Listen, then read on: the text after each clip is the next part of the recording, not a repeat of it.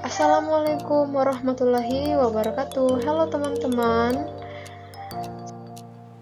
Sebelumnya, perkenalkan nama saya Tessa Anugrah dengan NPM A1D021018 dengan dosen pengampu Dr. Muhammad Kristiawan MPD. Pada video kita kali ini, materi yang akan dibahas ialah 1. Manajemen sarana dan prasarana, dan yang kedua, manajemen personalia. Langsung saja ke materi pertama, yaitu manajemen sarana dan prasarana. Sarana dan prasarana pendidikan tidaklah sama. Sarana adalah semua fasilitas, peralatan, perlengkapan, dan bahan perabotan yang secara langsung digunakan dalam proses belajar mengajar, baik yang bergerak maupun yang tidak bergerak, agar pencapaian tujuan pendidikan yang belajar dengan lancar, seperti gedung, ruang kelas, dan alat media pengajaran. Prasarana pendidikan adalah fasilitas yang secara tidak langsung menunjang jalannya proses pendidikan dan pengajaran, seperti halaman, kebun, taman, tata tertib sekolah, dan sebagainya. Suatu kegiatan bagaimana mengatur dan mengelola sarana dan prasarana pendidikan secara efisien dan efektif dalam rangka pencapaian tujuan yang telah ditetapkan adalah pengertian dari manajemen sarana dan prasarana Muhammad Kristiawan 2017. Secara umum, proses kegiatan manajemen sarana dan prasarana meliputi perencanaan, pengadaan, pengawasan, penyimpanan, inventarisasi, penghapusan, dan penataan. Ada 6 proses kegiatan manajemen sarana dan prasarana penting dilakukan agar pengadaan sarana dan prasarana tepat sasaran dan efektif dalam penggunaannya, yaitu perencanaan, pengadaan, pengawasan, penyimpanan, inventarisasi, penghapusan, dan penataan. Menurut Mujamil Komar 2007, berikut kebutuhan pengelolaan sarana dan prasarana yang baik.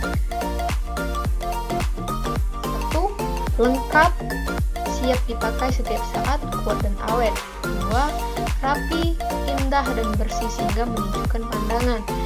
3. Kreatif, inovatif, responsif, dan bervariasi sehingga merangsang timbulnya imajinasi peserta didik. 4. Memiliki tempat khusus untuk beribadah.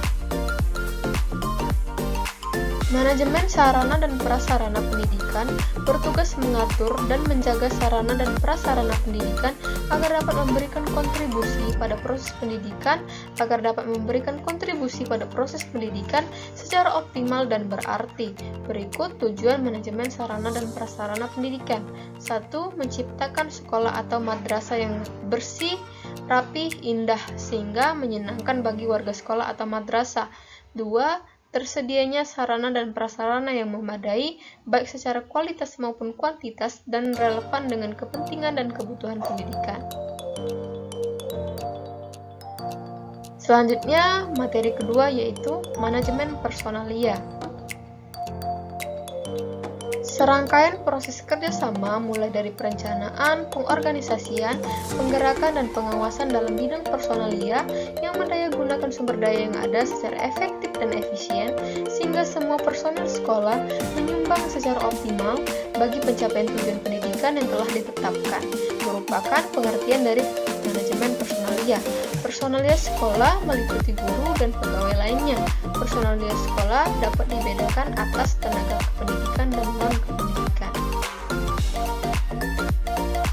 1. Tenaga kependidikan terdiri atas tenaga pendidik, pengelola satuan pendidikan, penilik, pengawas, peneliti, dan pengembang di bidang pendidikan, pustakawan, laboran, teknisi sumber belajar, dan pengajar.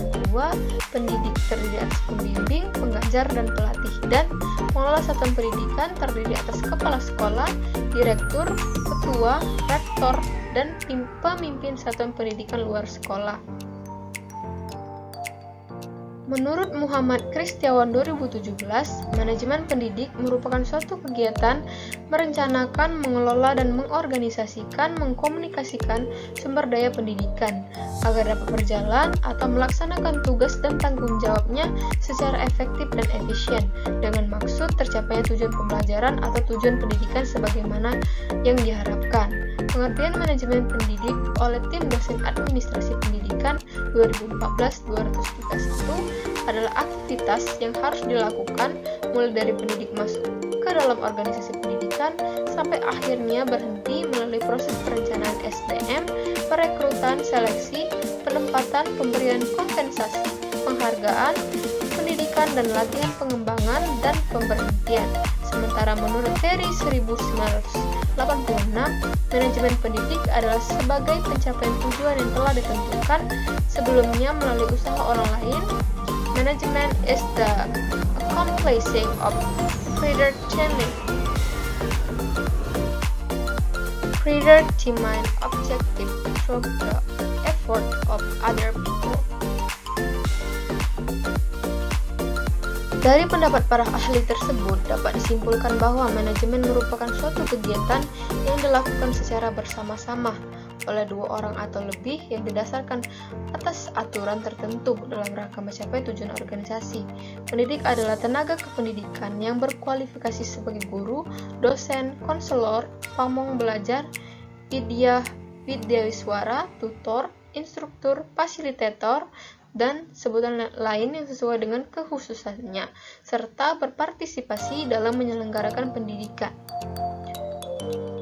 Biati 2005-65 mengemukakan bahwa pendidik adalah orang dewasa yang bertanggung jawab memberi bimbingan atau bantuan kepada anak didik dalam perkembangan jasmani dan rohaninya agar mencapai kedewasaannya, mampu melaksanakan tugasnya sebagai makhluk Allah, khalifah di permukaan bumi, sebagai makhluk sosial dan sebagai individu yang sanggup berdiri sendiri. Baik, sekian untuk video kita kali ini. Semoga bermanfaat. Sampai ketemu di video berikutnya. Wassalamualaikum warahmatullahi wabarakatuh.